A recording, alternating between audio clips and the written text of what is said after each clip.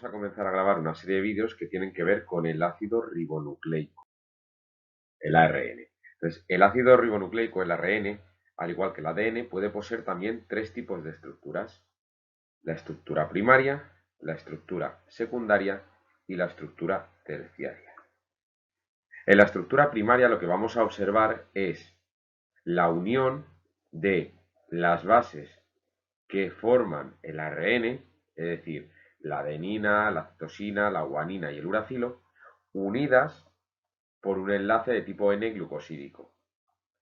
En la estructura secundaria lo que vamos a ver es cómo esas cadenas de ADN, como podría ser esta, interacciona con la misma cadena mediante, en este caso, puentes de hidrógeno. Entonces forma una estructura bidimensional. Y por último, la estructura terciaria, que es ya la que es plenamente funcional, vamos a observar cómo es la interacción entre cada una de ellas, que iremos avanzando y hablando de todo esto. Existen varios tipos de ARN. Vamos a empezar a hablar del ARN mensajero, que se abrevia como ARN-M. Es una cadena polirribonucleotídica lineal de hebra única, es decir, está formada por muchos ribonucleótidos de forma lineal y con una sola cadena, lo que llamamos monocatenario.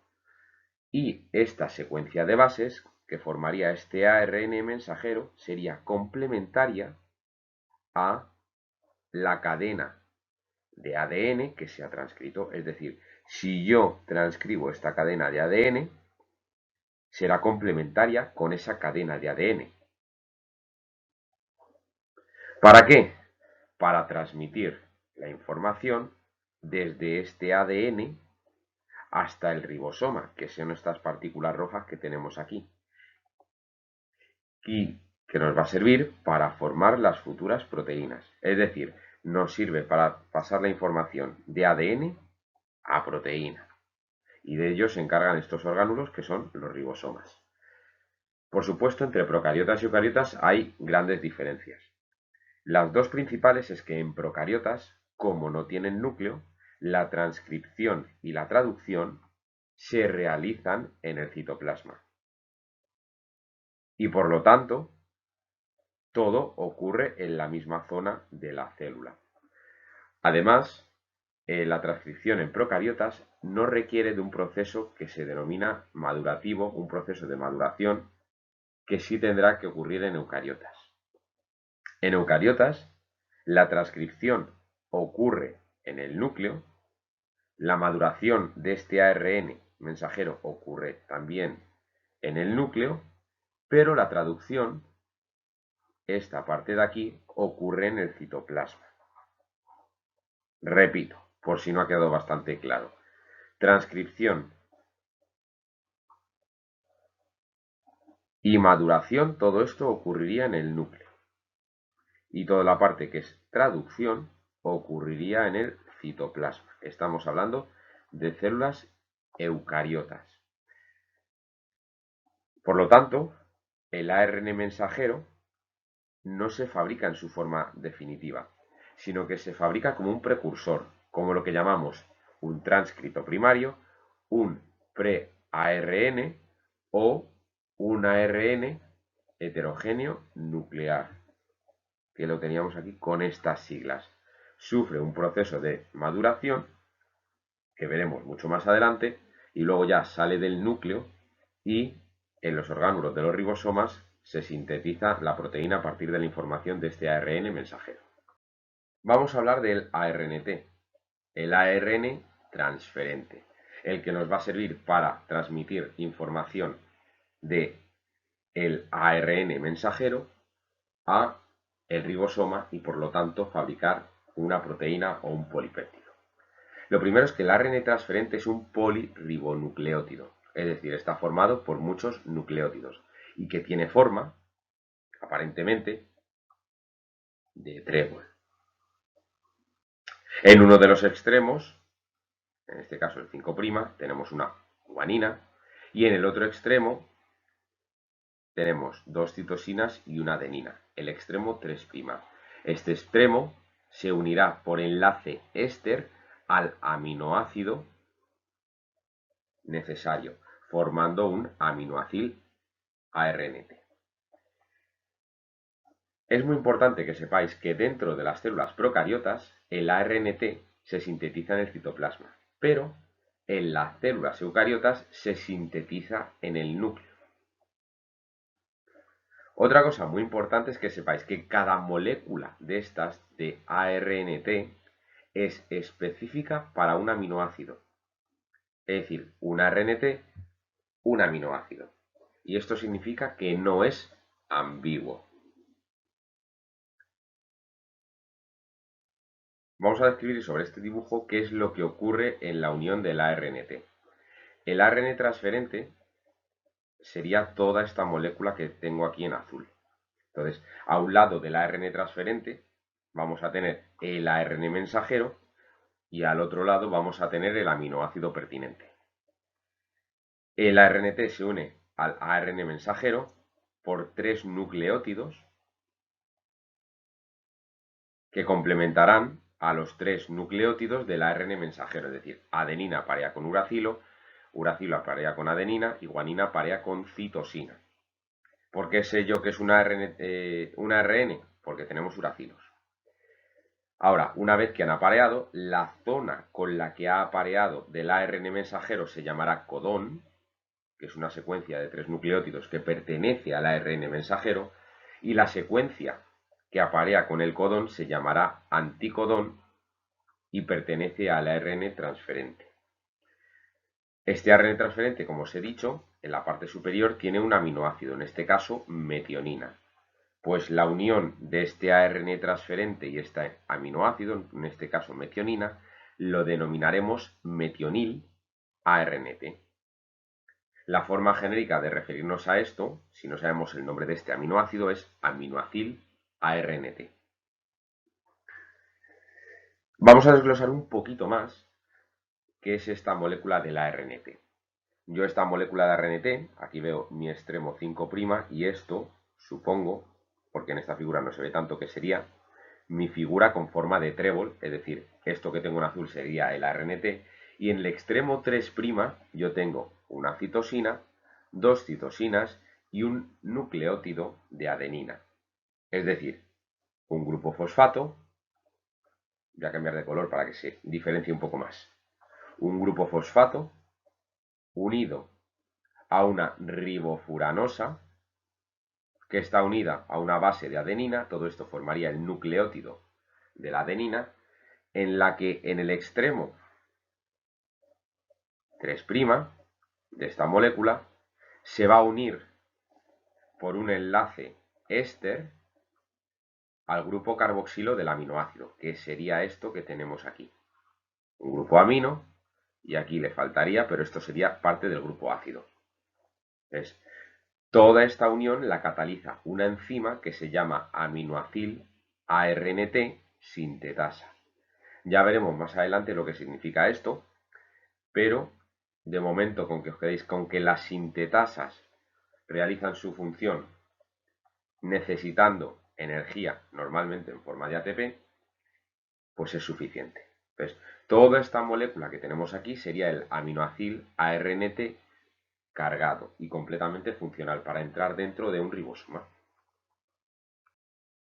Otro tipo de ARN es el ARN ribosomal o ARN R minúscula. Es otra cadena polirribonucleotídica, pero esta no es lineal. Tiene zonas en las que vamos a encontrar una doble hélice y en su unión con las proteínas va a formar los ribosomas. Entonces, el ARN ribosómico es una ribonucleoproteína, es decir, tiene una parte proteica y tiene una parte de ARN, es decir, también la podemos encuadrar como dentro de una heteroproteína. Su principal función es la traducción del ARN mensajero, es decir, va a servir para sintetizar la proteína. Aparte de eso, el tamaño de este ARN ribosómico y por lo tanto de los ribosomas se expresa según lo que llamamos el coeficiente de sedimentación Svedberg. Es decir, cuanto mayor sea la S de los Edberberg, más grande va a ser el ribosoma. De forma que si comparamos los ribosomas de las células eucariotas son 80S, mientras que los de las células procariotas son 70S. Es decir, son mucho más grandes los de las células eucariotas.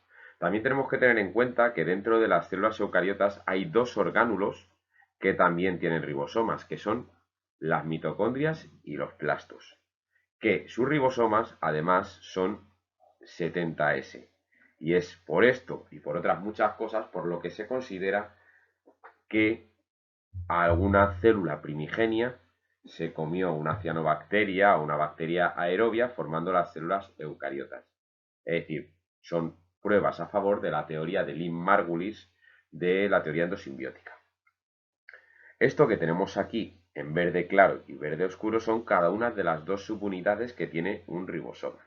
Las dos se van a ensamblar cuando comience el proceso de traducción. El ARN mensajero se colocará en mitad de las dos subunidades, aunque normalmente es más en la subunidad grande. El ARN transferente que le hemos visto en la diapositiva anterior va a enlazar el ARN mensajero con el grupo de aminoácidos para formar la cadena polipeptídica. Entonces, para sintetizar una cadena polipeptídica es necesario el ARN transferente, el ARN mensajero y el ribosoma, que ya sabemos que es un ARN ribosómico unido a unas proteínas. Otro tipo de ARN que tenemos es el ARN nucleolar, con una N minúscula. Este ARN lo que sirve es para sintetizar el nucleolo y es exclusivo de células eucariotas. Se encuentra en las regiones que se llaman NOR, regiones organizadoras nucleolares de algunas partes del ADN. Este ARN es monocatenario, es decir, está formado por una hebra de ADN, polirribonucleotídico también, y de 45S. Se asocia a su vez con proteínas para formar parte de los ribosomas. En la región NOR se encuentra en una zona determinada de algunos tipos de cromosomas que se ven bastante bien en metafase. En este caso, si viésemos el dibujo de un núcleo, esta zona de aquí sería el nucleolo, que está en mitad del nucleoplasma. Y os recuerdo que sirve para formar las subunidades de los ribosomas, es decir, a partir del ARN nucleolar se forman las subunidades de los ribosomas. También tenemos el ARN pequeño nucleolar. Es también una cadena polirribonucleotídica de una cadena monocatenaria y muy rica en uracilos. Por eso también se le llama el ARN-U. Y este ARN pequeño nucleolar está implicado en ese proceso que os decía antes, que es la maduración del ARN mensajero. Entonces, lo que va a hacer este ARN es unirse. Esto que tenemos aquí arriba es el ARN mensajero inmaduro, lo que llamamos el pre-RNA, y una vez que estas proteínas del ARN pequeño nucleolar se unen a esta zona, que veremos más adelante, que son los intrones del ARN mensajero, van a permitir formar un splicing que le va a permitir deshacerse de aquellas zonas que no nos van a permitir sintetizar la proteína madura. Es decir, va a eliminar una zona del ARN mensajero para que se traduzcan los exones. Por último, tenemos el ARN interferente. Esto es una cadena muy pequeñita, normalmente monocatenaria, lineal, de ARN que sirve para degradar cadenas de ARN mensajero concretas. Son un mecanismo de autocontrol de la célula, es decir, vamos a explicarlo un poquillo más sobre este dibujo. Yo tengo un gen y ese gen lo voy a transcribir y por lo tanto tengo mi ARN mensajero. La célula puede a su vez también sintetizar un ARN de interferencia. Cuando este ARN de interferencia se une al ARN mensajero, va a entrar en contacto con un complejo que se llama el complejo RISC, que tenemos aquí abajo, y lo que va a hacer es destruir este ARN mensajero para que no se traduzca. Por último, quería mostrar una idea un poco más general de cómo ocurre todo esto. En una célula, estamos en el núcleo de una célula, por lo tanto estamos en una célula eucariota, y todo esto que vemos aquí en azul y en rojo serían las cadenas de ADN que formarían la hélice. Pues a partir de estas cadenas se va a transcribir un ARN transferente, que lo tendríamos aquí abajo con su forma de trébol, un ARN ribosomal, un ARN pequeño nucleolar que formará el nucleolo, todos ellos por un proceso que se llama de transcripción, y todos ellos, si os fijáis, saldrían al citoplasma, aquí nos lo pone, sin tener un proceso de maduración, mientras que el gen que codifica para el ARN mensajero, en este caso pequeño nucleolar, heterogéneo, pre-RNA, tendría que sufrir un proceso de maduración para luego posteriormente salir al citoplasma y ser traducido a una proteína. Aquí en este dibujo nos faltaría el ARN de interferencia, pero no he encontrado ninguna diapositiva en la que salga también.